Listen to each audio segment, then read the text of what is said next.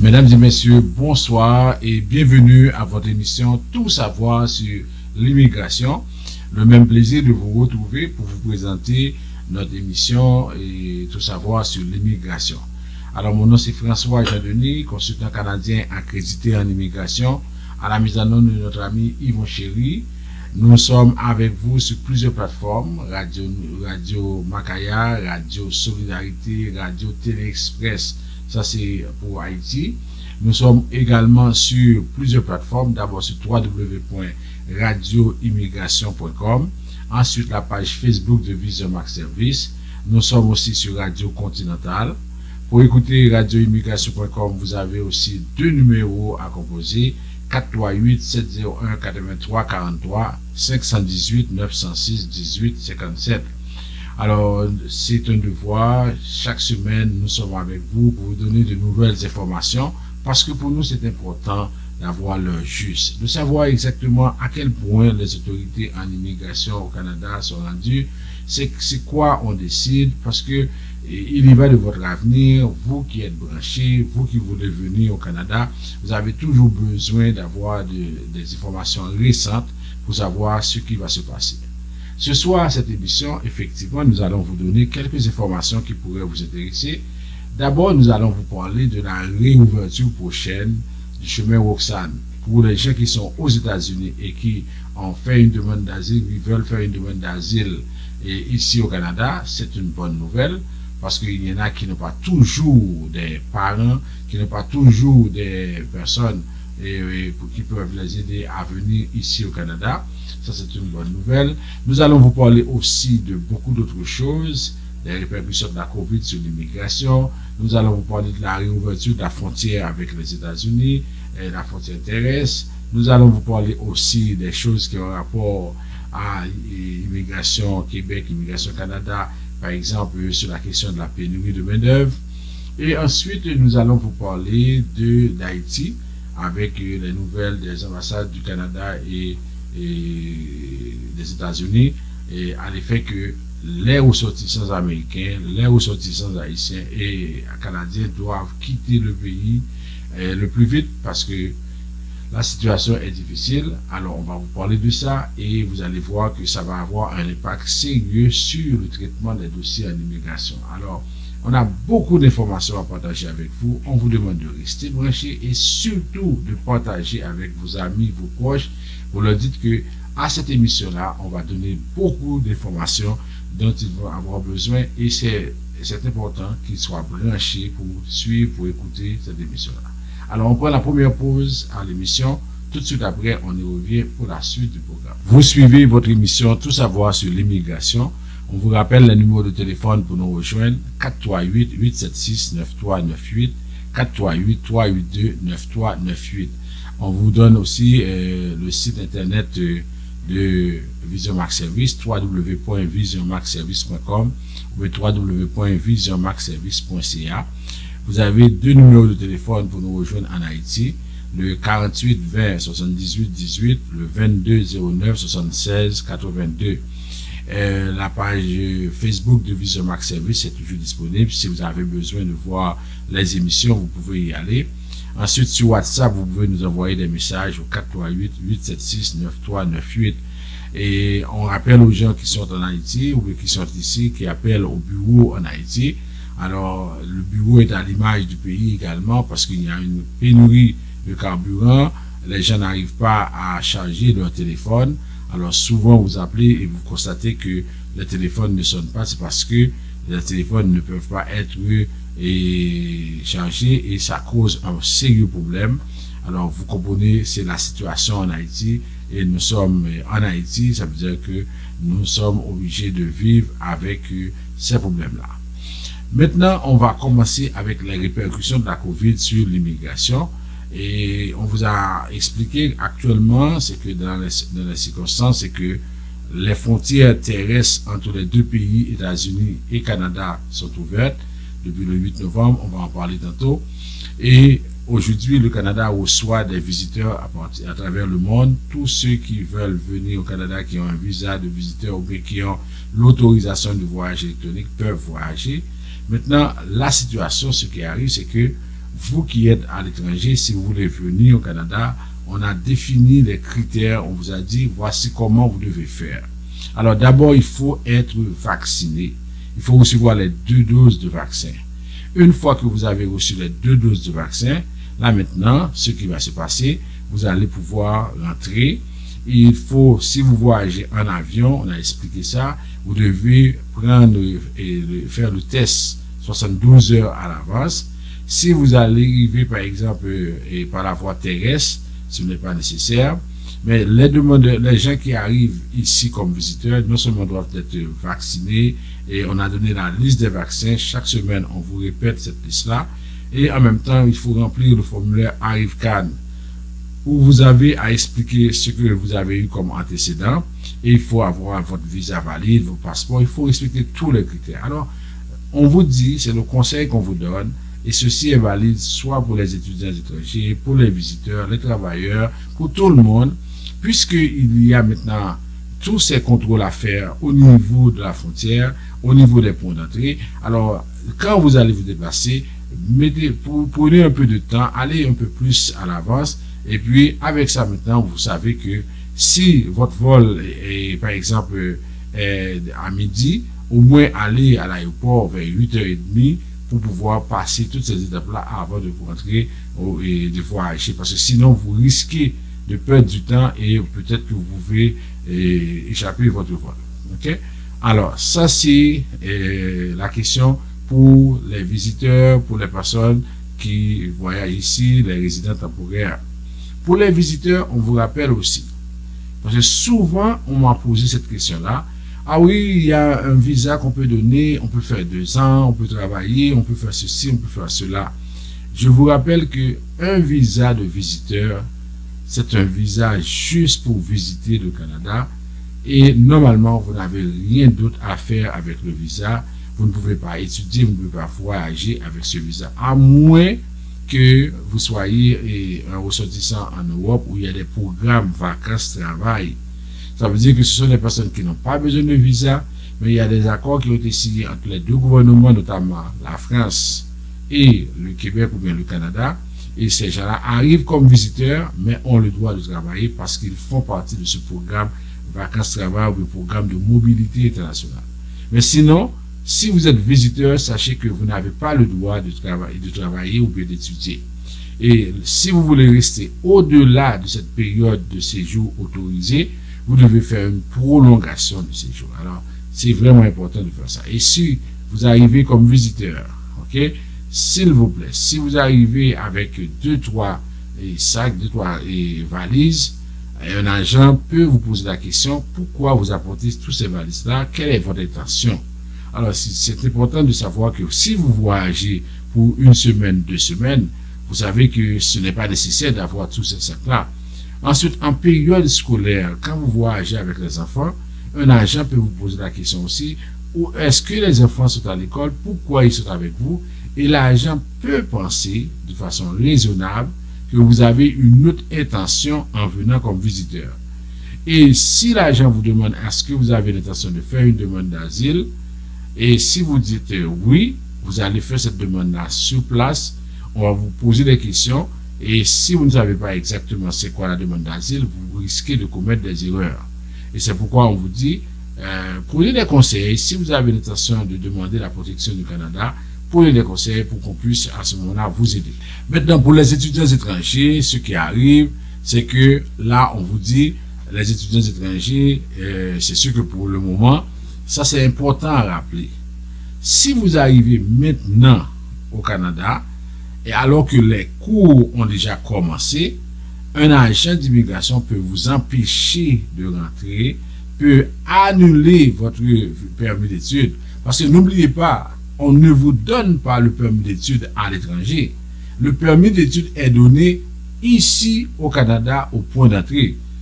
Ce qu'on vous donne, c'est une feuille de route vous permettant de voyager.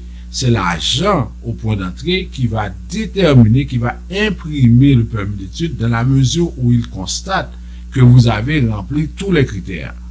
Alors, ce qui arrive, si votre cours devait commencer en septembre, vous arrivez maintenant ici, si vous n'avez pas une lettre de l'école attestant que votre cours va commencer en janvier, c'est sûr que l'agent va vous empêcher de rentrer et il va vous demander de retourner dans votre pays ou bien de faire une demande d'asile. Alors, ne soyez pas, je ne dis pas victime, mais si par exemple votre cours va commencer en janvier, il faut avoir la lettre précisant que votre cours va commencer en janvier. Ça c'est vraiment important à ce niveau-là.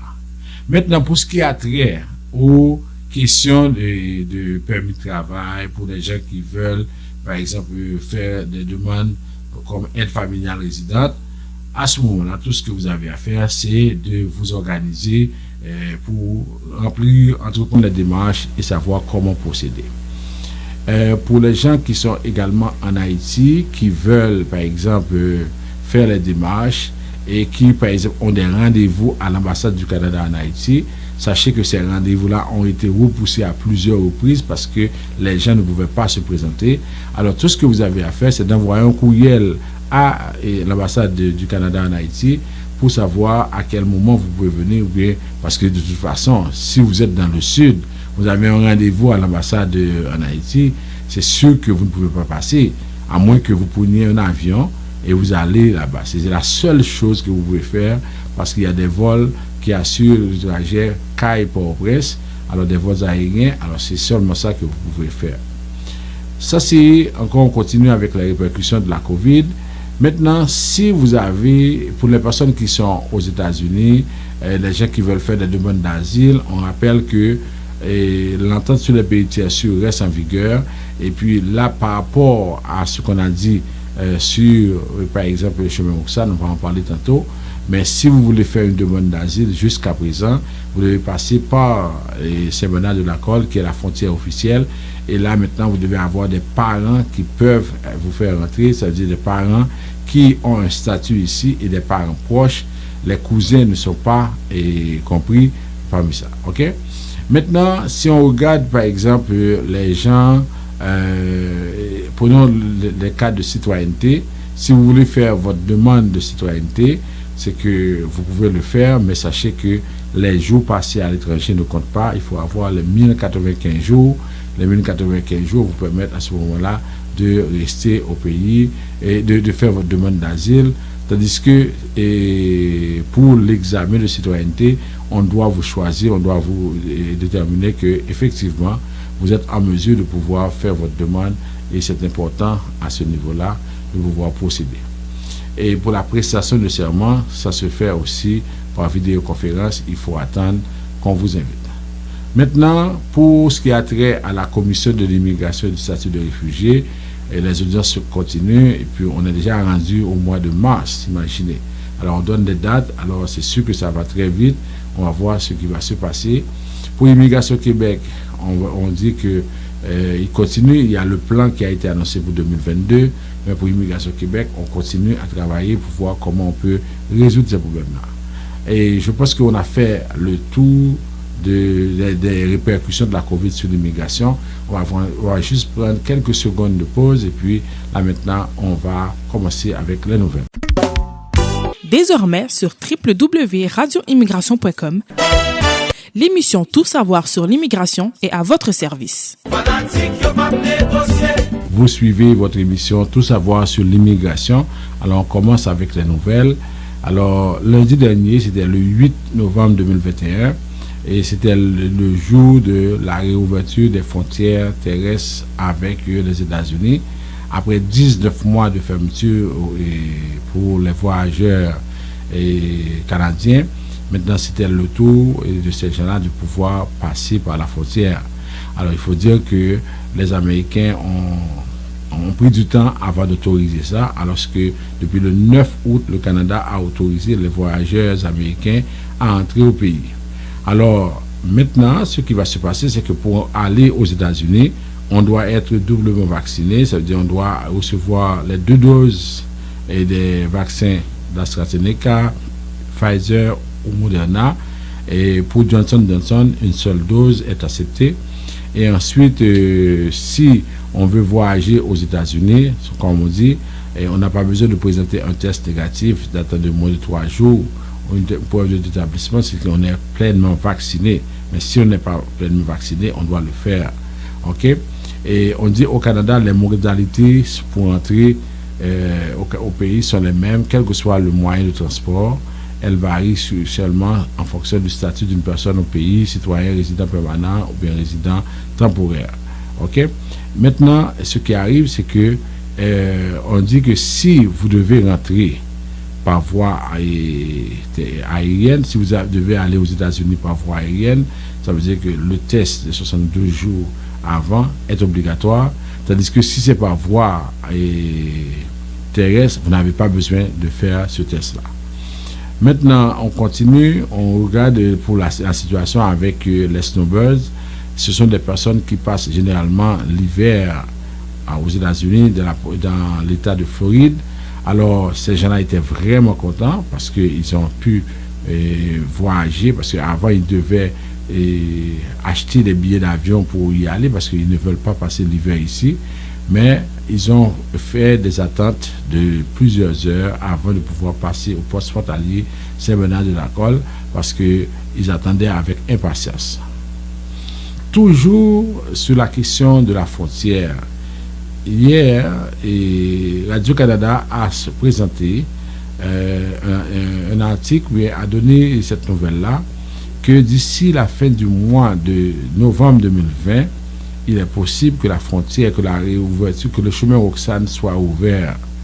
Et si, selon les observations et les informations qui sont obtenues par Radio-Canada, le gouvernement de M. Justin Trudeau devrait à nouveau permettre aux migrants d'ici la fin du mois de passer par ce point d'entrée irrégulier pour y faire une demande d'asile.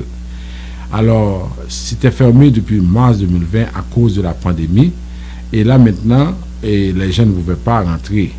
Ce qui arrive, c'est que là maintenant, apparemment pour des problèmes, pour beaucoup de problèmes liés à des entreprises qui ne peuvent pas trouver de la main-d'œuvre, apparemment ces entreprises font pression sur le gouvernement parce que lorsque ces gens-là arrivent comme migrants, ils viennent travailler et ça fait avancer l'économie canadienne. Alors, on a dit que la mesure d'interdit de fermer le chemin Roxane ne visait pas nommément, par exemple, ce territoire-là, mais interdisait à tout étranger d'entrer au Canada en provenance des États-Unis pour y faire une demande d'asile hors de point d'entrée terrestre, soit un poste frontalier. Or, le chemin Roxane était devenu un point d'entrée irrégulier et en 2017, tout le monde se rappelle combien de personnes sont passées par ce chemin Roxane. C'est quoi la différence entre le chemin Roxane et Saint-Bernard-de-la-Colle? Saint-Bernard-de-la-Colle, il faut avoir des parents au Canada qui vous permettent de rentrer, c'est-à-dire dans le sens qu'ils sont des citoyens, des résidents, des étudiants, des travailleurs. Ils ont un statut. Ces parents-là vous envoient une preuve de leur statut et démontrent que vous êtes effectivement un membre de la famille. Vous pouvez passer par le chemin et par Saint-Bernard-de-la-Colle. Mais le chemin Roxane, quelle que soit la personne qui n'a pas de parents ici au Canada, elle dit que cette personne-là doit passer par le chemin Roxane, c'est un point irrégulier. Alors, lorsque c'est le gouvernement qui va ouvrir ce chemin-là et qui va laisser entrer ces gens-là, c'est parce qu'il y a un problème et on trouve qu'avec l'hiver qui arrive, si les gens vont passer par des chemins qui ne sont pas connus, parce qu'ils vont marcher pendant longtemps dans les bois, et vous vous rappelez, en 2020 ou 2019, il y a eu le cas de cet Africain qui a marché pendant de longues heures et maintenant il a perdu tous ses droits pendant l'hiver. Et ce monsieur-là a obtenu l'asile parce qu'on a dit qu'il a marché pendant de longues heures et ce monsieur-là, effectivement, méritait d'avoir la protection du Canada. Alors, actuellement, on nous dit que le dossier est en train d'être discuté au niveau du gouvernement. On annonce que ça peut se faire d'ici la fin du mois de novembre. Ce n'est pas encore officiel et je tiens à dire aux gens qui nous écoutent, et m'a dit ça surtout en créole, parce que nous-mêmes qui écoutons, mais surtout aux États-Unis, nous avons Radio Continental qui a fait émission 1, nous avons un monde qui est en Haïti qui a écouté sur Radio Macaya, Radio Télé Express, Radio Solidarité, nous avons écouté ça. Pas dit, moi dit que monde qui pas rien monde du tout pour nous courir à passer par chemin Roxane. Moi dis nous que il y a des discussions qu'a faites au niveau gouvernement pour d'ici la fin du mois de novembre pour quitter chemin Roxane n'a ouvert encore et il y a pile monde qui États-Unis qui pas arrivé rentrer. Il y a monde qui te courir à entrer passer par la colle, yo te retourné yo te dit yo pas gen droit. Moun sa yo malheureusement tout perdu chance là. Parce que si le chemin Roxane ouvert et que nous-mêmes nous là-dedans et nous oublier taxi à mener nous la colle au lieu de mener le chemin Roxane, il a refusé non. Et même lorsque nous t'a retourné chemin Roxane, nous pas capable de rentrer parce que leur refuse de rentrer, c'est asile là, ils refusent et ils dit pendant 1 an on va pas faire aucune demande. Alors c'est nous aimé que ça clair pour nous comprendre comment ça y est, etc. OK? Alors et à ce niveau-là, on attend, c'est sûr qu'on suit de très près cette question-là, mais pour beaucoup d'experts dans le domaine de l'immigration, ils trouvent que c'est l'entente sur les pays tiers sûrs qu'on devrait tout simplement annuler, parce que l'entente dit que si vous n'avez pas, parmi les exceptions, si vous avez un parent, à ce moment-là, on vous autorise à rentrer. Mais s'il n'y avait pas l'exception, l'entente sur les pays tiers sûrs, tout le monde pourrait rentrer sans problème. Alors, c'est ça qu'on dit, mais le gouvernement canadien ne va jamais entrer dans ça parce que annuler l'entente sur les pays tiers sûrs voudrait dire que les États-Unis ne sont plus un pays sûr et le gouvernement de M. Trudeau ne peut pas gérer cette situation-là, faire comprendre que les États-Unis ne sont pas un pays sûr. Maintenant, on avance avec les nouvelles et on va voir plus loin ce qui se passe. Par exemple, c'est sûr qu'au niveau des députés, au niveau de la Chambre des communes, les gens demandent par exemple que l'on puisse par exemple faire en sorte que l'entente sur les pays tiers sûrs soit annulée. Okay? Maintenant, le Conseil canadien pour les réfugiés dit que la pandémie ne peut pas justifier l'interdiction des demandes d'asile à la frontière. Ou bien, si ça pouvait le faire à un moment déterminé, mais aujourd'hui, la pandémie ne justifie plus l'interdiction des demandes d'asile à la frontière. Alors, le Conseil canadien pour les réfugiés demande au gouvernement du Canada de respecter ses obligations fondamentales envers les réfugiés en mettant fin à l'interdiction touchant les demandes d'asile présentées à la frontière avec les États-Unis, une mesure qui a été mise en place dans le contexte de la pandémie. Le gouvernement canadien justifie son interdiction des demandes d'asile comme étant nécessaire pour des raisons de santé publique. Cela n'a jamais été acceptable puisque les déplacements des réfugiés sont essentiels. Le gouvernement canadien doit démontrer qu'il n'exploite pas cette pandémie pour restreindre davantage l'accès des réfugiés du pays. Maintenant que le Canada a assoupli ses règles afin d'admettre les voyageurs tels que les touristes vaccinés et les athlètes internationaux, il est scandaleux que la porte demeure fermée aux personnes qui se présentent à nos frontières en recherche de protection. Le gouvernement canadien a déjà démontré que nous pouvons protéger la santé publique tout en respectant nos obligations légales et humanitaires envers les réfugiés. Il n'y a aucune excuse pour garder les frontières fermées à ce groupe de personnes. L'interdiction de franchir la frontière qui vient d'être renouvelée jusqu'au 21 novembre interdit la demande d'asile entre les points d'entrée. Ainsi, les personnes qui tentent de présenter une demande sont renvoyées temporairement aux États-Unis où elles sont remises aux autorités américaines qui peuvent les détenir et les déporter. Le gouvernement canadien prétend que les personnes renvoyées pourront revenir au Canada à une date ultérieure, mais il n'y a aucun engagement quant à la date de leur retour. En renvoyant des personnes qui se trouvent à nos frontières, le Canada risque d'être complice de la violation de leurs droits si elles sont expulsées des États-Unis et subissent des persécutions dans leur pays d'origine. Le maintien de l'interdiction par le Canada ne peut être justifié par la pandémie et contrevient à nos obligations internationales en matière de droits humains. L'expérience des derniers mois et le fait que de nombreux voyageurs entrent au Canada quotidiennement confirment que les gens peuvent entrer en toute sécurité pour présenter une demande sans compromettre la santé publique. L'interdiction des réfugiés à la frontière doit être levée afin de se conformer aux obligations légales fondamentales du Canada envers les réfugiés. De nombreux Canadiens sont troublés par la fermeture de notre frontière aux réfugiés et souhaitent que le Canada accueille les personnes qui fuient la persécution dans leur pays d'origine. OK?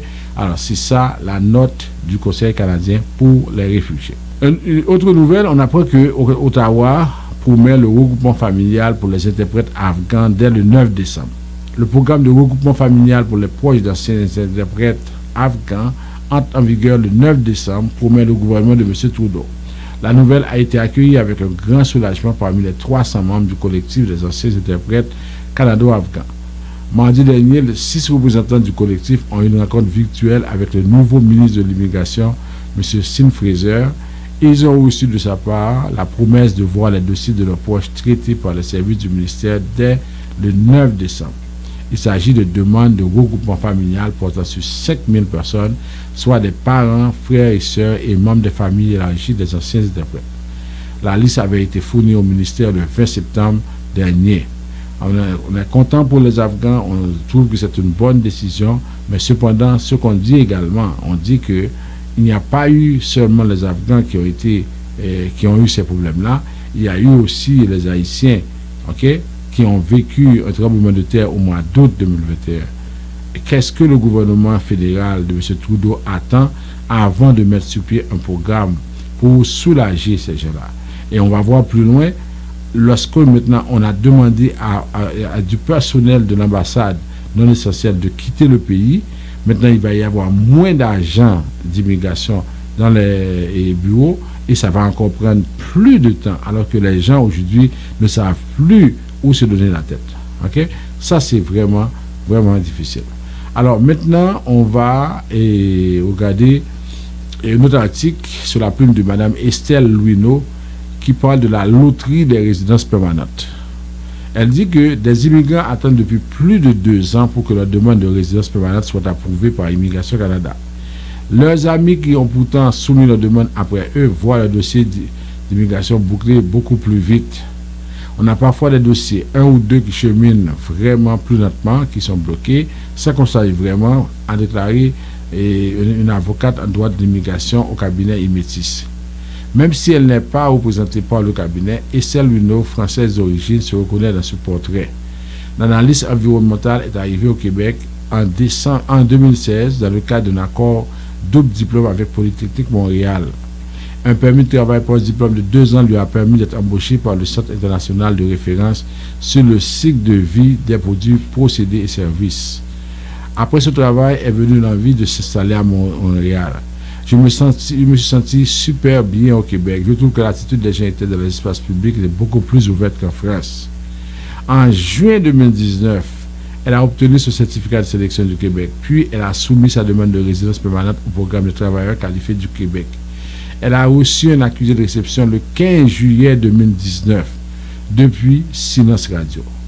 28 mois plus tard, le dossier de Mme Estelle Louineau n'a ni progressé, n'a ni même été attribué à un agent. Alors voilà la situation, c'est que aujourd'hui, il y a beaucoup de personnes qui se posent des questions. Imaginez 28 mois. Et souvent, vous voyez, elle écrit, elle trouve que la situation n'est pas correcte. Mais souvent, nous-mêmes, là, nous avons un dossier. C'est que hier, il y a un monde qui quitte au message pour le dire que oui, moi, je fais tout le bagage. Moi, dossier, moi, fait demande à le Canada, accepté. Moi, fait certificat de sélection Québec, accepté. Et puis, dossier arrêté dans le bureau Vision Max Haïti, dossier va jamais avancer. Alors, moi, je me dis, mais c'est pas possible que un monde qui est vraiment avisé, les dit dossier, c'est dans le bureau Vision Max Haïti, c'est comme si c'est nous qui avons visa, c'est nous qui avons résidence, dossier arrêté dans le bureau Vision Max en Haïti. Alors, c'est du n'importe quoi. Alors, voilà des situations. Quand vous pensez que vous êtes seul dans cette situation-là, voilà des cas. 28 mois qu'elle a fait sa demande, jusqu'à présent, on n'a pas eu de nouvelles et elle dit qu'elle ne peut plus parce que, comprenez bien, elle a eu un permis de travail post-diplôme de 2 ans, 24 mois. Une fois que ce permis sera expiré, on ne va pas renouveler ce permis et encore là, elle n'aura pas de statut, elle devra quitter le Canada pour retourner en France. Et souvent, ces gens-là ont tout vendu. Parce qu'une fois qu'ils ont pris la décision de s'installer au Canada, ils ont vendu tous leurs biens. Et maintenant, ils s'en vont Et là, imaginez tout ce que ça peut entraîner pour eux comme problème financier, comme problème de toutes sortes. C'est-à-dire qu'ils retournent dans leur pays. Alors là, M. Trudeau devrait faire quelque chose parce qu'on a trop de personnes qui souffrent de cette situation-là et les cas sont très, très nombreux et c'est révoltant avec ça. OK? Et là maintenant, à partir de ça, on a aussi le cas d'un monsieur qui est ici, un travailleur sans statut qui menace d'être déporté. OK? Et le député, par exemple, le député Alexandre Boulris a choisi de l'aider. Et c'est le cas qui est très connu, c'est l'Ivoirien Konaté qui est ici depuis plusieurs années, qui a travaillé dans les hôpitaux, qui a eu la COVID et qui est aujourd'hui qui est menacé d'être déporté la semaine prochaine parce qu'on dit qu'il a fui la guerre civile. Il a travaillé avec des groupes rebelles, des groupes terroristes. Alors, M. Boulris dit que ce n'est pas normal que ce monsieur-là doit être déporté sous prétexte qu'il a travaillé avec des personnes qui, effectivement, vivent cette situation-là. OK? Alors, il a dit que si c'était le cas, c'est la même chose. Nelson Mandela, à un moment bien déterminé, était considéré comme un terroriste par le Canada. Alors, imaginez, après, comment M. Nelson Mandela est devenu un personnage important. Et le Canada lui a donné le titre honorifique canadien, à titre honorifique. Alors, à un moment bien déterminé, Margaret Thatcher, qui dirigeait l'Angleterre, et à l'époque, c'était aussi monsieur le Premier ministre et conservateur qui était là, il lui aussi trouvait que Nelson Mandela faisait partie d'un groupe terroriste. L'ANC était considéré comme un groupe terroriste. Alors, Alexandre Boulris fait allusion à Nelson Mandela. Il dit, si on envoie ce pauvre-là dans son pays, Côte d'Ivoire, quelqu'un qui a travaillé dans les soins ici, qui a travaillé dans les hôpitaux, qui a travaillé, qui a eu la COVID en donnant des soins aux gens, sous prétexte que lui, il a travaillé avec des rebelles et qu'il serait un terroriste, on va le déporter la semaine prochaine. Alors, Alexandre Boulris dit que ce n'est pas normal et il demande effectivement qu'on fasse quelque chose. Maintenant, on a pour l'Ontario et le Québec, ça veut dire que des situations, je pense que je vous avais déjà parlé de ça, il y a des cas de pénurie de main-d'œuvre dans ces deux provinces-là. En Ontario, c'est presque 316 000 postes vacants en Ontario. Au Québec, c'est 210 000 postes vacants. Le Québec, ce qu'il a fait, il va chercher des personnes en France. Le président du conseil, M. Carl Blackburn, est allé en France sur TF1 pour demander qu'on puisse, par exemple, que les Français viennent en grand nombre. On a besoin de vous. Tandis que la France n'est pas le seul pays francophone du monde. Il y a 54 pays francophones en Afrique seulement. Vous avez aussi Haïti où on parle le français. Ça veut dire que là, quand on choisit d'aller seulement en France, c'est parce qu'on veut choisir des personnes qui nous ressemblent. On veut trouver nos cousins. C'est pas normal. C'est une immigration qui est basée sur une idéologie. Alors, on ne peut pas, si on a besoin vraiment de personnes qualifiées, c'est-à-dire qu'on devrait choisir des personnes suivant leur diplôme et non pas suivant la couleur de leur peau. Et c'est ce qu'ils ont fait. Et aujourd'hui, on recherche des personnes de la santé, des infirmiers, des infirmières. On en a partout, en Afrique, en Amérique centrale, en Amérique latine, en Haïti, on en a ça. Et ensuite, on recherche des jeunes en informatique. On a des personnes très qualifiées en informatique en Haïti et un peu partout. Alors, vous voyez, c'est ce que M. Legault, avec son gouvernement, fait par rapport à ça. Tandis que, pour ce qui a trait à l'Ontario, on a seulement dit au gouvernement fédéral de doubler le nombre de personnes qualifiées. C'est ce qui va permettre à ce moment-là de pouvoir traiter ce dossier-là. Mais on en a parlé à plusieurs reprises. Je pense que on va continuer à parler de ça jusqu'à la fin pour montrer que c'est un problème. Là maintenant, au niveau du Québec, il y a une dernière information que je veux partager avec vous. C'est le fait que on nous dit que il y a, par exemple, des problèmes au niveau de la francisation. Des problèmes au niveau de la francisation, c'est quoi? C'est que on a promis à des personnes qui voulaient est venu ici pour apprendre le français, on leur a promis de donner, par exemple, $250 par semaine. Mais ce qui arrive, c'est que jusqu'à présent, ces gens-là n'ont pas eu ce montant-là.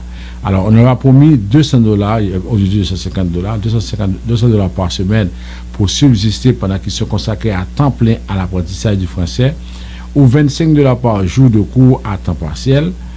Jusqu'à présent, on n'a pas pu donner à ces personnes-là les montants promis. Et on leur dit que les allocations ne sont pas rétroactives. OK? Plus d'une dizaine de personnes de 5 régions différentes et qui ne connaissent pas, et ne se connaissent pas, ont témoigné au journal Le Devoir, de cette potentielle perte de revenus. Les gens arrivent ici, ils ne travaillent pas. Vous leur dites qu'ils doivent apprendre le français. Vous leur promettez de donner $200 par semaine pour pouvoir payer le loyer, pour payer les frais, et après plusieurs semaines, ils n'ont rien reçu. Alors ces gens-là disent, mais si on avait choisi d'aller travailler, au moins on aurait du revenu. On n'a pas travaillé, on est allé suivre des cours. Pourquoi faire ça? Alors que vous dites que la francisation est importante, on trouve que c'est pas normal par rapport à ça. OK? Maintenant, on va en Haïti, pour terminer, on va en Haïti où on va parler de ce qui s'est passé. Dans un premier temps, les Américains, le département d'État qui exhorte les citoyens américains à planifier leur départ d'Haïti dès maintenant via les vols commerciaux. Il y a une alerte de sécurité de l'ambassade qui dit que les citoyens américains devraient examiner attentivement les risques de voyager ou de rester en Haïti à la lumière de la situation actuelle en matière de sécurité et des problèmes d'infrastructure. Les pénuries généralisées de carburant peuvent limiter les services essentiels en cas d'urgence, notamment l'accès aux banques, les transferts d'argent, les soins médicaux d'urgence, Internet et les télécommunications, ainsi que les options de transport public et privé. L'ambassade américaine a fait remarquer qu'il est peu probable qu'elle ne soit en mesure d'aider les citoyens américains à laisser Haïti si les vols ne sont plus disponibles. Alors vous voyez, ça c'est l'ambassade américaine. Tandis que au niveau du Canada, ce qu'on nous dit, on dit la même chose, on dit qu'on doit quitter le plus vite Haïti parce que on ne peut pas garantir leur sécurité. Et le Canada a décidé de retirer temporairement le personnel non essentiel de l'ambassade en Haïti. Le personnel essentiel va pour sa part continuer d'apporter un soutien aux Canadiens en Haïti. La situation, c'est ce que le Canada dit, en matière de sécurité en Haïti se détériore rapidement et est aggravée par une persistante pénurie de carburant. Par conséquent, Affaires mondiales Canada retire temporairement de l'ambassade du Canada tous les membres des familles des employés canadiens de l'ambassade ainsi que tous les employés canadiens non essentiels. C'est ce que le ministère des Affaires mondiales a indiqué. Le pays caribéen se trouve dans une situation très instable et là on dit que voilà, il faut faire quelque chose. On donne un numéro de téléphone pour appeler, le 28 12 90 00, et on dit que les Canadiens aussi peuvent communiquer avec le centre de surveillance et d'intervention 24 heures sur 24, 7 jours sur 7 d'Affaires mondiales par téléphone au 1-613-996-88-87. Alors, qu'est-ce qui va se passer? Est-ce qu'il va y avoir une intervention? Pourquoi les États-Unis, le Canada demandent à leurs ressortissants de quitter rapidement? On ne sait pas, mais les gens continuent à vivre une situation très très compliquée. On s'arrête ici. Après ça, on va faire le rappel des nouvelles les plus importantes. Vous suivez votre émission Tout savoir sur l'immigration. Alors, on fait le rappel des nouvelles les plus importantes pour les gens qui veulent faire des demandes de visa de visiteurs. Actuellement, pour le consulat américain, et c'est impossible parce qu'on a dit qu'on a fermé cette question-là jusqu'à 2022. OK? Alors, c'est très, très difficile, même pour ceux qui veulent renouveler pour les États-Unis, c'est extrêmement difficile. Maintenant, pour ce qui a trait au Canada, oui, on peut faire des demandes, mais c'est très, très long. On ne sait pas. On ne peut pas vous dire combien de temps ça va prendre pour faire votre demande de visa de visiteur. Alors, c'est ça un peu la situation, et que on est dans une phase où on veut venir, on veut quitter le pays, mais c'est une sorte de complot. Et le Canada, et les États-Unis, et la France, les trois pays ont choisi de ne pas donner de visa. Et là, maintenant, ce qui va se passer, c'est comme si tout le monde est obligé d'aller dans le pays qui ne les aime pas, la République dominicaine. Alors, vous voyez, alors qu'autrefois, lorsqu'il y avait des crises comme celle-ci, au moins on donnait des visas aux États-Unis, au Canada, et les gens pouvaient quitter.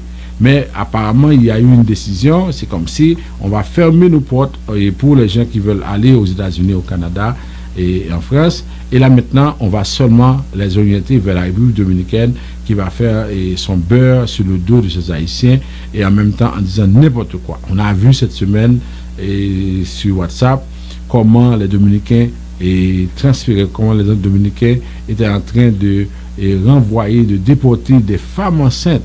On ne voulait pas que ces femmes-là puissent accoucher dans leur pays.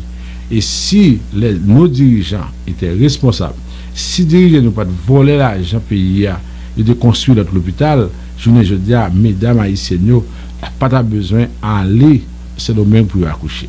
En tout cas, mais tout ça que nous avons subi par rapport à l'irresponsabilité des dirigeants. Alors, ce qui arrive, c'est que, oui, quand vous nous appelez pour dire j'aimerais faire une demande de visa de visiteur, on aimerait bien vous aider.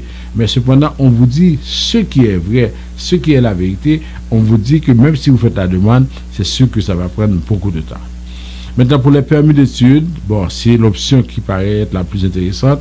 Les permis d'études, oui, pour le trimestre d'hiver et surtout pour les mois de février-mars, il y a des écoles qui acceptent des inscriptions. C'est la chose à faire. Alors, débrouillez-vous, organisez-vous pour avoir des moyens et pour pouvoir faire votre demande. Alors, c'est ce qu'on va vous dire. Et à partir de là, vous pouvez au moins permettre à vos enfants de pouvoir rentrer ici. Mais je vous dis, ce n'est pas quelque chose qui est fait facilement. Ça veut dire qu'il faut démontrer. Et surtout pour les jeunes qui arrivent ici, qui ont eu cette chance extraordinaire d'avoir un permis d'études, on vous dit de respecter les principes, de ne pas faire de demande d'asile. Parce que là, c'est comme vous faites une chose qui n'est pas correcte, le fait de venir avec un permis d'études, qu'on joigne vraiment, quand on va réduire, et puis qu'on y a là, on pas respecter le principe là, et puis on va le faire asile. Ça fait que il y a pile monde qui prend la situation, qui pour le faire demande d'asile, il y a refusé. OK? Maintenant, pour ce qui a trait aux autres demandes de citoyenneté, de cadre de résidence, ça, on peut vous aider avec ça, mais il faut respecter toutes les conditions.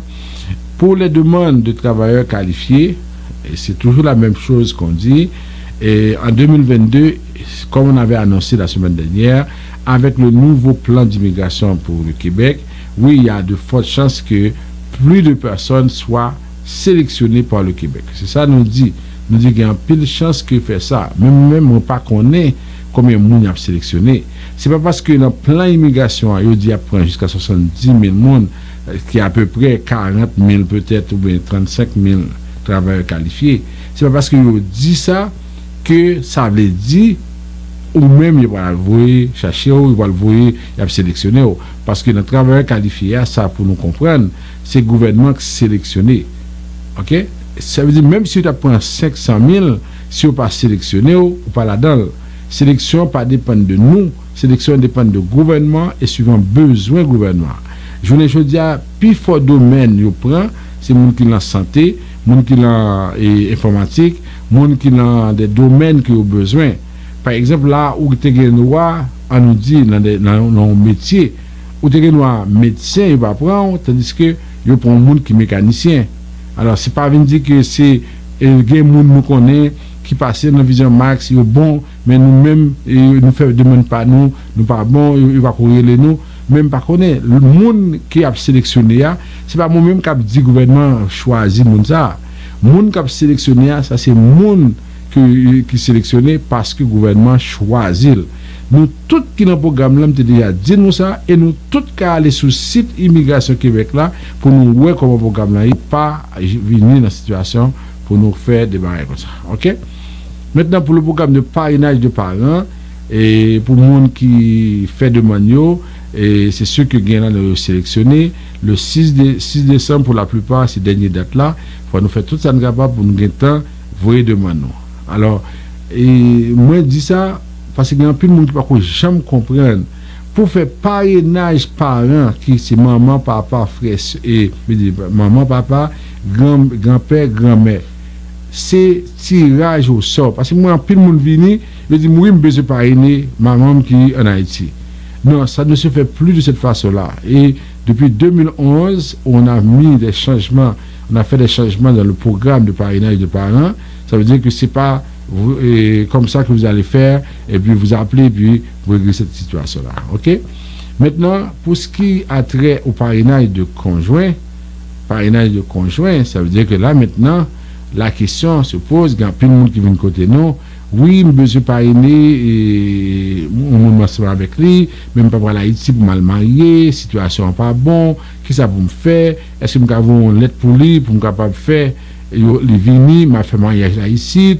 Non, Canada pas un programme ça, moi dis nous ça très clairement. Aux États-Unis, il y a des programmes pour fiancés, ou faire un monde venir, mais Canada pas ça. OK? Ça veut dire que un monde qui dit nous qu'a fait ça, c'est souvent si moun y avec nous, n'a perdu comme ça. Alors, si vous avez besoin effectivement faire mon venir, planifier pour aller marier avec, soit vous voulez aller à Haïti, chercher notre côté, ou aller à Cuba, ou aller à demain, ou aller, on va être côté, ou faire mariage, et bien pour ça, on va parrainer dans ce sens. Ensuite, pour ce qui a trait à preuve, il faut démontrer que effectivement vous avez tous les moyens, vous démontrez que votre relation elle est vraie, elle est authentique. Maintenant, regardons la situation par rapport à, par exemple, au fait de demande d'asile, demande de résidence et demande sous base de considération humanitaire. Alors, c'est important. Nous voulons faire demande d'asile, non? Ça veut dire que là, il y a un pile de monde qui est à Haïti qui a besoin de faire demande d'asile. Ça veut dire que là encore, ça va créer un problème parce qu'en pile là-dedans, il y a parlé de Matissan, il y a parlé de côté ça, en pile là-dedans, pas gagné des raisons valables. Souvent, on parle avec mon nom, on dit, ah, mais on n'a pas fait nouvelle Haïti. Bandit pour un pays. Alors, l'homme, on a dit bandit pour un pays, mais bandit pour un pays, pas un motif d'asile. Moi, comprendre que bandit dans le pays, mais ou même qui sont gagnés à voir ça. Parce que pendant que les bandits dans le pays, il y a des gens qui étaient dans le pays. Alors, dit que bandit pour le pays, comme si ça, c'est pas le motif d'asile pour vous, c'est pas ça. Alors, ça fait que nous-mêmes, nous encourageons, nous conseillons, nous, pour nous organiser, nous, pour nous prendre des rendez-vous, pour nous discuter. Nous-mêmes, là, nous venons dans Vision Max, nous garder avec une situation. Si que ou même ça dit pas valable, n'a dit c'est pas valable. Parce que al font demande d'asile et puis dit moi-même, moi c'est mon miagouane, moi-même fait demande d'asile parce que je ne peux pas passer Matissan. Bon, pendant qu'on a fait demande pour l'audience, bon, supposons que route Matissan est débloquée. Bon, supposons que qu'on y a là et on résout le problème là, pas que bandit Matissan encore. Alors imaginons en 2022, on dit que moi-même, alors qu'on y a en 2021, moi fait demande d'asile parce que bandit Matissan pas avec dem passé, ou à l'audience en 2022-2023, route Matissan bloquée, alors le commissaire a dit, bon, monsieur Intel, madame Intel, ou te dit en 2021, ou pas qu'à ou faire demande d'asile parce que t'es monde Matissan qui est un peu chaud rentré, passé, mais qu'on y a là, d'après nouvelle n'apprendre, toute route est débloquée. Est-ce que vous avez encore? Est-ce que nous voyons ça? C'est pas le regrettant, hein? Parce que nous pas attendre ou bien nous pas qui prend bon conseil pour nous connaître qui j'en a fait ça. Alors là on a fait des demandes d'asile, il y a des motifs qui prévoient par la convention, faut nous respecter toutes les règles pour nous connaître comment pour nous faire et demande d'asile là ça. OK? Alors c'est ça situation hein? Nous-mêmes nous là à monde qui fait demande d'asile déjà qui besoin nous accompagner ou qui besoin de travailler avec eux pour passer au dessin, nous avec eux à moun qui besoin faire demande d'asile, n'a pas un bon conseil, n'a dit nous voilà ce que la loi prévoit et n'a orienté nous. Et ensuite pour moun demande humanitaire et tout ça n'a dit c'est que journée jeudi ouvre les fonds de demande humanitaire, c'est sûr que il y a une pile situation en Haïti qui observe mais en même temps faut faire en sorte même si nous dit oui il y a problème courant, il y a problème c'est là, mais comment ça va affecter ou même surtout parce que c'est pas juste dire agent besoin connaître comment ça va l'affecter parce que gen moun jodi là qui fait millions le problème gaz là en Haïti parce que c'est pas parce que ça affecte que ça affecte l'autre monde gen moun jodi qui dit pas chambre quitter Haïti parce que c'est là le fait beurre là le fait millions li. Alors c'est pas parce que problème là existe dans le pays que nous va dire nous-mêmes nous avons un problème ça et puis tout le monde connaît qu'il y a un problème gaz mais problème gaz veut dire qui ça Parce que les gens qui disent ça, on m'a fait demander l'asile parce que pas de gaz. Mais c'est quoi le rapport? C'est quoi le rapport? Pas de gaz, ça a à voir avec la protection à vous demander. Vous comprenez? Parce que vous avez dans la zone et puis ces bicyclettes vous utilisez et puis le gaz n'a pas affecté. Si vous êtes dans la zone dehors, par exemple, vous avez des bicyclettes et puis vous avez des jardins ou plantez ou mangez, mais avec gaz là, la très minime sur vous. Et puis ensuite, il y a des panneaux solaires, qui ont courant, qui tout le. Ça veut dire que question de gaz là, question de matissant, si c'est ça on a pu utiliser comme motif, de toute façon, en 2022-2023, ma pour nous, puisque c'est ça, leur refusez nous, ils vont venir pour nous dire oui, nous sommes contents de parler d'émissions en vrai, mais il y a des gens qui disent moi, je fais pas moi pour comme, c'est toujours comme ça. Mais c'est malheureux parce que de ça, nous avons des vies qui sont en danger. Nous avons des chances qu'on y a là, gagner et décision qui prend pour pas voir à se tourner. Ça veut dire que nous avons un petit temps devant nous pour nous régler l'affaire, nous. Mais si nous quittons que bah, mal passé, là, ça, c'est pas un problème là pied pour nous. OK? Alors, c'est ça pour l'ensemble des nouvelles. Et un dernier point, je ne sais pas s'il y a beaucoup de temps, un dernier point, c'est que l'ambassade là a décidé pour lui fermer émission et en pile moun a quitté. Ça veut dire que nous, dans une situation comme ça, il y a un pile retard, dossier pour le traiter avec plus de lenteur dans ce sens, parce que tout simplement, il y a moins de monde qui est là pour faire dossier avancer. Alors, je aimé que nous comprenions ça. Et là, nous venons côté pour nous dire, mes amis, ça veut dire que ça fait 2 ans, ça fait 3 ans, depuis que le dossier de l'ambassade là, on n'est pas marché, etc. C'est pas moi-même, parce que moi-même côté ensemble avec nous, c'est pas moi-même qui est responsable. Parce que l'autre jour, nous faisons expérience là, il y a un monde qui est là, et puis mon dit que les besoins, les sites, madame, les parrains, les besoins fait dossier avancer. Et puis, quand il y a là, mon dit comme ça que les agents d'immigration, ils ont une urgence pour les résidents. Ils me disent qui ça a urgence? Oh oui, ça fait trop longtemps que ici, il besoin de résidents. Mais ils disent, ou besoin de résidents. Mais urgence veut dire, c'est au monde qui a des problèmes à l'étranger pour nous faire entrer. Ou même, ou bien erré, bon, ici, là. Ou qui permet de travail, ou tout ça. C'est là, ça, ils viennent comprendre. Parce que il y a l'autre monde qui a dit, oh, moi-même, fais demande, moi, dans 3 mois, dans 4 mois, et puis même côté, là.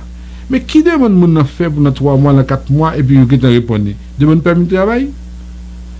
Même t'as aimé ouais un monde qui a dit ou l'autre que moi fais demande résidence dans 3 mois, dans 4 mois, accepter, m'ta aimé ouais ça. Alors c'est peut-être ça vraiment, c'est en pile attention, faut nous comprendre comment bagaille. C'est ça qui fait que chaque mois et chaque samedi, on est avec vous pour vous présenter cette émission. Chaque mardi soir, chaque jeudi soir à 7h PM, on est avec vous également pour faire un résumé de l'actualité en immigration. Tout ce qu'on vous dit, c'est que nous sommes avec vous pour vous donner l'heure juste. Chaque fois que vous n'avez pas marché, nous avons dit nous, mais c'est ça qui pas marché. Et avec ça maintenant, on vous demande d'être branché. Là, nous suivre l'émission, nous devons abonner à la page là. Et puis ça permet que ça nous-mêmes nous connaissons toute l'activité que Vision Max a fait. Merci d'avoir été à l'écoute. Merci à notre ami Yvan Chéri qui a fait un excellent travail. On se retrouve samedi prochain pour une autre émission. Mais n'oubliez pas qu'on a 2 rendez-vous pour la semaine qui s'en vient. Les mardis, les jeudis soirs à 7h PM. Ensuite, en tout temps, sur la page Facebook de Vision Max. Ou bien sur la radio www.radioimmigration.com. Vous pouvez écouter l'émission. Le matin à 8h AM. L'après-midi à 1h. Et le soir à 6h PM. Alors, les téléphones aussi pour écouter l'émission 438-701-8343 518-906-1857. Merci beaucoup. Merci. Bonne soirée. À la prochaine.